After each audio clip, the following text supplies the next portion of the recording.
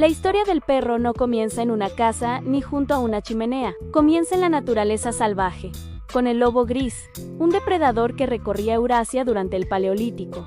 Mucho antes de que existiera la palabra perro, existía una relación inesperada entre humanos cazadores, recolectores y estos lobos. Hace entre 20.000 y 40.000 años, en algún punto aún debatido por la ciencia, algunos lobos comenzaron a acercarse a los campamentos humanos. No fue un acto de amistad, sino de oportunidad. Los grupos humanos dejaban restos de comida, huesos y desperdicios. Los lobos menos agresivos, los más curiosos y tolerantes, obtenían ventaja al alimentarse cerca de estos asentamientos. Este proceso no fue planeado por los humanos, fue una selección natural inversa. Los lobos más temerosos o violentos se mantenían alejados. Los más sociables sobrevivían mejor cerca de las personas. Generación tras generación, esta cercanía comenzó a modificar comportamientos. Lo que ocurrió después fue uno de los eventos más importantes en la historia de la domesticación animal. Sin saberlo, humanos y lobos iniciaron una alianza.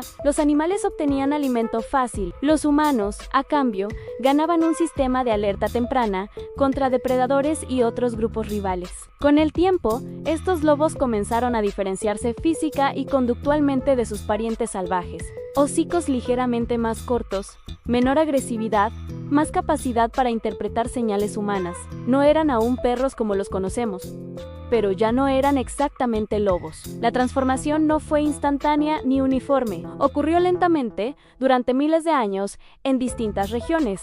Pero fue el inicio de algo único, la primera domesticación de un animal por parte del ser humano. Antes del ganado, antes de los caballos, antes de cualquier otra especie domesticada, estuvo el perro. Y su origen no fue el dominio, fue la cooperación.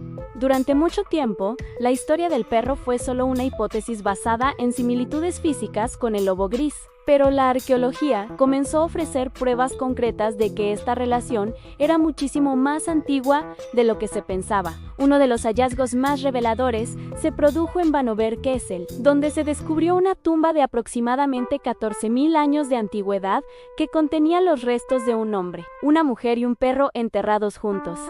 Este hallazgo fue crucial. No se trataba de restos de consumo ni de un animal cualquiera. El perro había sido colocado cuidadosamente, como parte del ritual funerario. Eso indicaba algo más profundo que utilidad.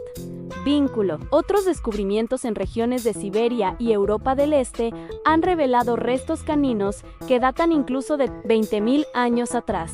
Algunos presentan características físicas intermedias entre lobo y perro moderno. Mandíbulas más pequeñas, dientes menos robustos. Estos cambios no ocurren de forma espontánea en poblaciones salvajes.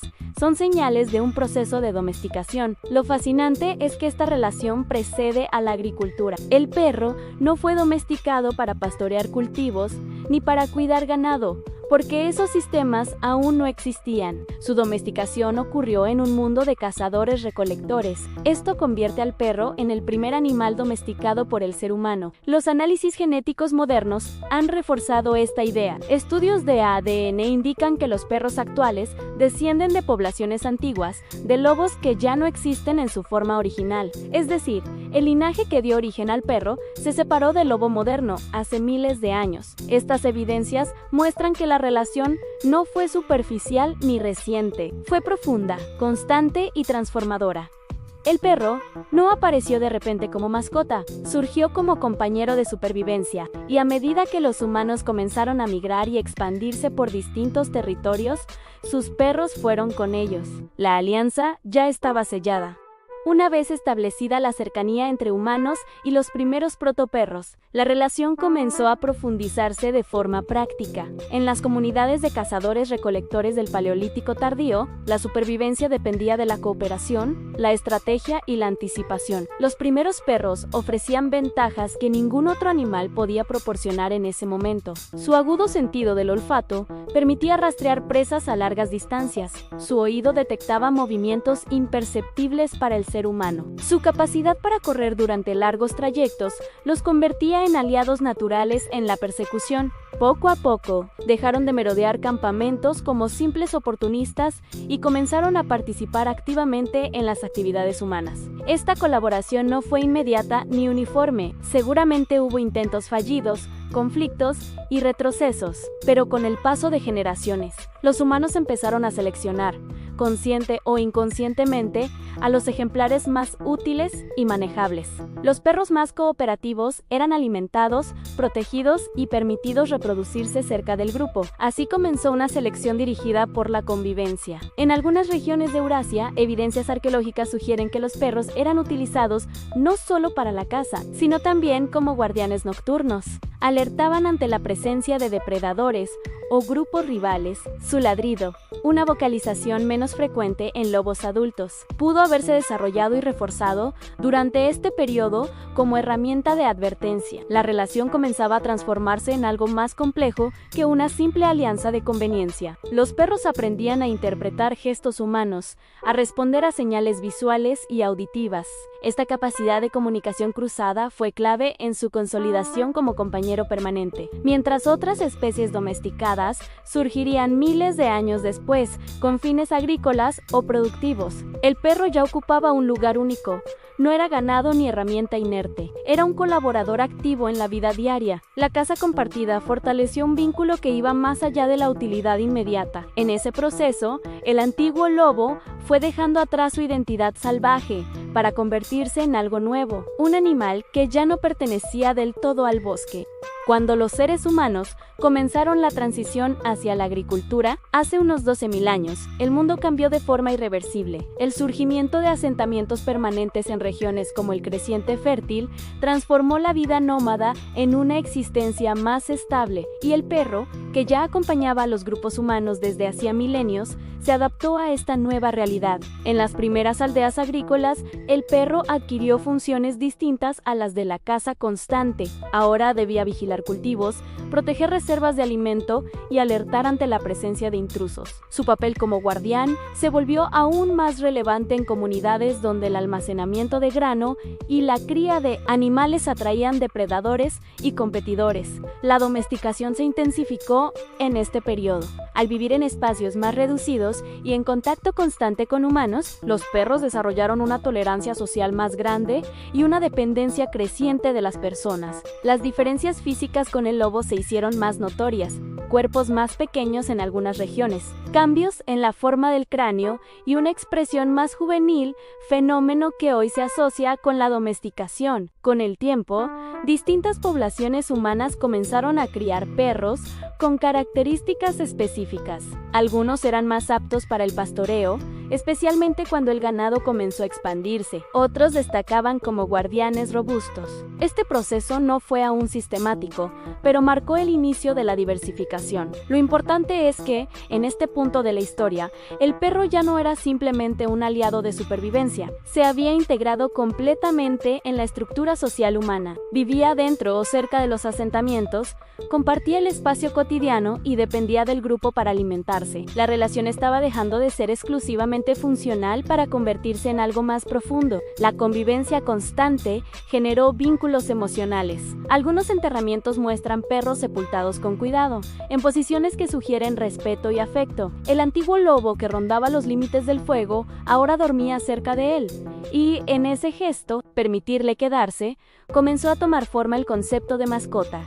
Con el surgimiento de las grandes civilizaciones, el perro dejó de ser únicamente un colaborador práctico y comenzó a ocupar un lugar visible en la cultura, la religión y el arte. En el antiguo Egipto, los perros no solo eran utilizados para la caza y la protección, sino que también aparecían representados en pinturas, murales y relieves. Algunas razas primitivas eran lo suficientemente valoradas como para ser momificadas, un honor reservado a animales con significado espiritual. La figura de Anubis, el dios asociado al más allá y representado con cabeza canina, demuestra la profunda conexión simbólica entre los egipcios y los cánidos. Aunque Nubis no era un perro doméstico en sentido literal, su imagen refleja cómo estos animales ya formaban parte del imaginario religioso. En la antigua Mesopotamia, los perros también fueron vinculados a la protección y a ciertas deidades relacionadas con la sanación. Textos y representaciones sugieren que vivían cerca de los hogares y templos, cumpliendo funciones tanto prácticas como simbólicas.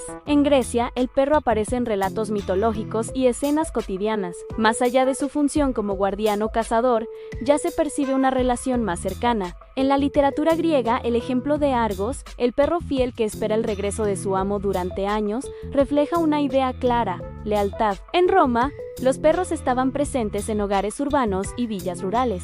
Mosaicos encontrados en antiguas casas muestran advertencias como "Cave Kenam", cuidado con el perro, lo que confirma su función protectora, pero también su integración en la vida doméstica. Durante esta etapa, el perro ya no era simplemente una herramienta de supervivencia, formaba parte del entorno familiar. Era criado, cuidado y, en algunos casos, llorado tras su muerte. Las civilizaciones comenzaron a reconocer algo que había ido creciendo lentamente durante milenios: el vínculo emocional. El proceso que comenzó como cooperación estratégica se estaba convirtiendo en una relación afectiva. El perro empezaba a ser más que un aliado, empezaba a ser compañía.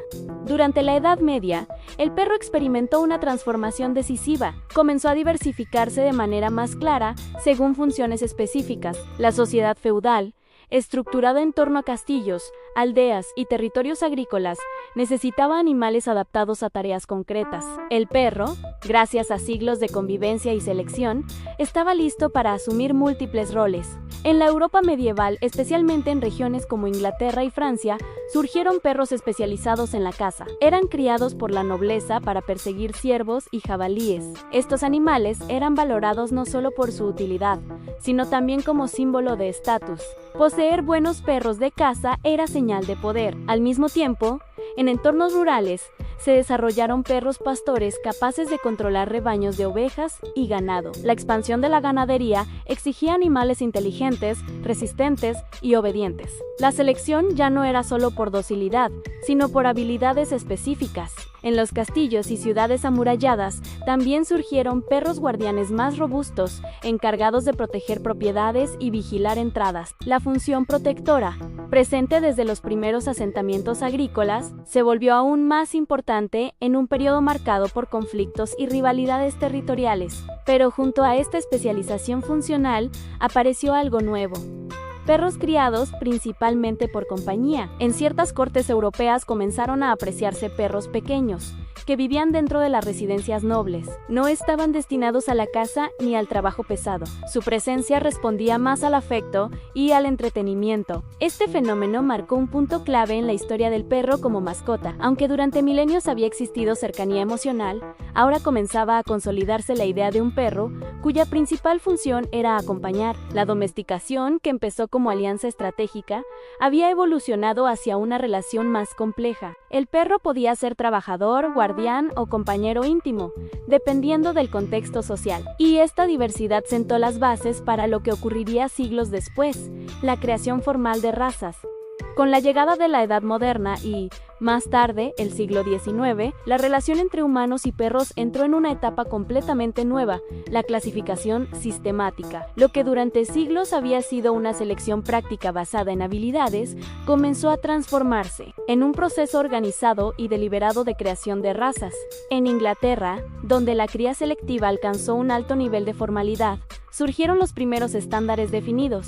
Criadores comenzaron a registrar características físicas específicas: tamaño, forma del cráneo, tipo de pelaje, color, temperamento. Ya no se trataba solo de que un perro fuera buen cazador o pastor, sino de que cumpliera con un modelo ideal. En 1873 se fundó el The Kennel Club, una institución que marcó un antes y un después en la historia del perro. A partir de ese momento, las razas comenzaron a documentarse oficialmente, estableciendo linajes y genealogías controladas. La domesticación, que había sido un proceso orgánico durante milenios, se volvió científica y reglamentada. Este periodo también coincidió con el auge de las exposiciones caninas. Los perros ya no eran valorados únicamente por su trabajo, sino por su apariencia y conformidad con el estándar de su raza. El concepto de perro de compañía se consolidó con fuerza en las clases urbanas.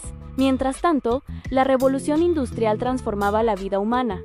reduciendo la dependencia directa de animales para tareas agrícolas en entornos urbanos. En las ciudades crecientes, el perro comenzó a ocupar principalmente el papel de mascota. Su función dejó de estar ligada a la supervivencia económica y se centró cada vez más en la compañía emocional. La diversificación fue enorme. Surgieron razas pequeñas adaptadas a espacios interiores, razas especializadas en rescate, en pastoreo refinado, en caza menor. Cada una representaba siglos de selección acumulada y, ahora, una planificación consciente. El antiguo lobo, que una vez se acercó tímidamente a un campamento humano, ahora existía en cientos de formas distintas, desde gigantes guardianes hasta diminutos compañeros de regazo. La historia del perro entraba en su etapa más visible y documentada, pero su papel como mascota aún seguiría evolucionando.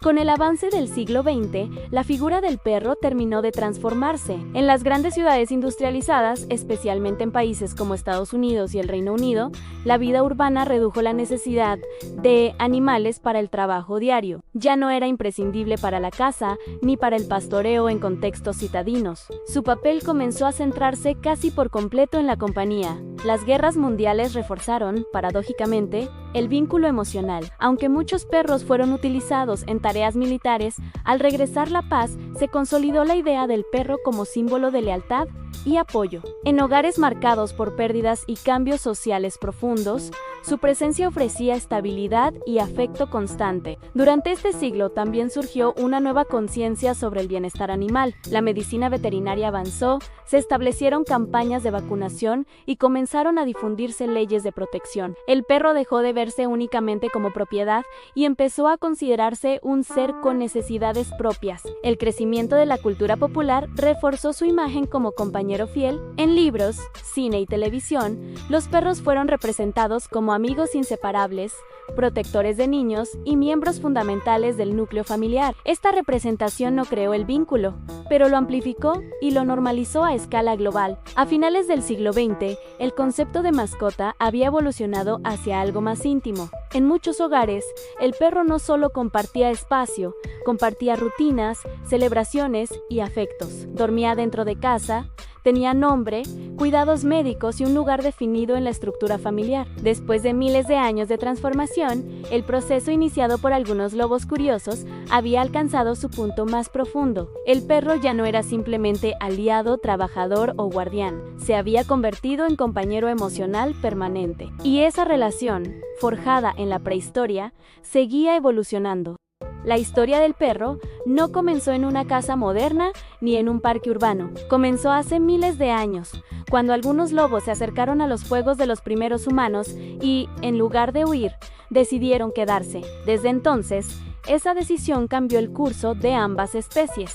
Fue cazador en el Paleolítico, guardián en las primeras aldeas del Creciente Fértil, símbolo espiritual en el Antiguo Egipto, compañero leal en Roma y, siglos más tarde, miembro del hogar en las ciudades modernas. Cada etapa histórica dejó una huella distinta en su evolución, pero el vínculo esencial nunca desapareció. El perro fue el primer animal domesticado por el ser humano. Antes del ganado, antes de los caballos, antes de cualquier otro compañero de trabajo, estuvo él. No fue domesticado únicamente por utilidad económica, sino por cooperación y convivencia. Esa diferencia marcó su destino. A lo largo de miles de años, su cuerpo cambió, su tamaño varió, su pelaje se diversificó, pero su capacidad de leer nuestras emociones, de responder a nuestros gestos y de acompañarnos en silencio sigue siendo la herencia directa de aquella alianza prehistórica. En su historia vemos reflejada la nuestra: adaptación, migración, construcción de comunidades y búsqueda de compañía. El perro no solo evolucionó junto a la humanidad, evolucionó con ella. Si te gustó este viaje al origen del que muchos llaman el mejor amigo del hombre, suscríbete y acompáñame en el próximo recorrido por la historia, porque a veces entender a nuestros compañeros más cercanos es también entender de dónde venimos. Nos vemos en el siguiente episodio.